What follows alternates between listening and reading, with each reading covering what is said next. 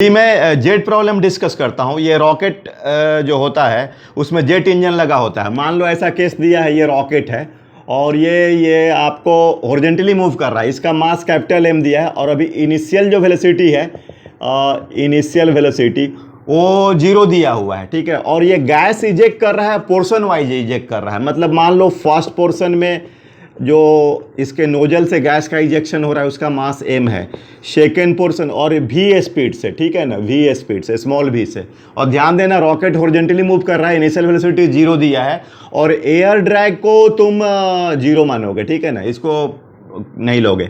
और second portion में भी तुम्हारा m है और स्पीड जो है इसका v है। थर्ड पोर्शन में भी आपका इजेक्टेड गैस नोजल से उसका और स्पीड क्या है, v है, ठीक है। तो तुमको इसमें इसकी स्पीड निकालनी है। थर्ड पोर्शन का जब इजेक्शन होता है या nth पोर्शन का जब इजेक्शन हो रहा है तो उस समय कितना स्पीड होगा, जनरलाइज स्पीड फाइंड करनी है। ये तुम्हारा प्रॉब्लम है। तो देखो इसमें तुम ऐसा करोगे, मोमेंटम कंजर्व कर सकते हो ना। देखो इनिशियल मोमेंटम तो 0 है ना, और जब गैस का इजेक्शन होगा तो वो पार्ट तो क्या करेगा। तो देखो ऐसा कर लो, मान लो ले लो ये, तो बोलो ये वाला कितना है, m ना, और v है, और ये बच गया तुम्हारा कितना, m माइनस m। ये चलो फर्स्ट इजेक्शन के बाद v1 मान लो इसका स्पीड, ठीक है। तो m माइनस m, अभी तो इनिशियल मोमेंटम तो तुम्हारा 0 है, तो नेचुरल है कि ये वाली मोमेंटम इधर वाली और ये इक्वल अपोजिट होगा। तो m minus m v1 is equal to M भी। तो v1 इज इक्वल टू कितना हो गया, एम भी upon m minus small m। ये देखना m क्या है, portion of the ejected gas, ठीक है, और v क्या है, speed of the ejected gas, और v1 फर्स्ट पोर्शन इजेक्शन के बाद आ गया। उसी तरीके से सेकेंड पोर्शन पर मान लो v2, ठीक है।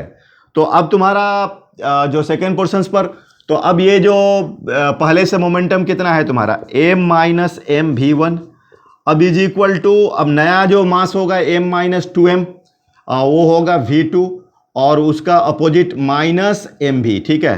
तो m माइनस m और v1 का वैल्यू बोलो बताओ। ये है तुम्हारा v1 का वैल्यू m भी, ये जो वैल्यू है ये m भी अपॉन m माइनस m और is equal to m minus 2m v2 minus m भी। तो ये तो कैंसिल हुआ, तो 2m भी is equal to m minus 2m v2।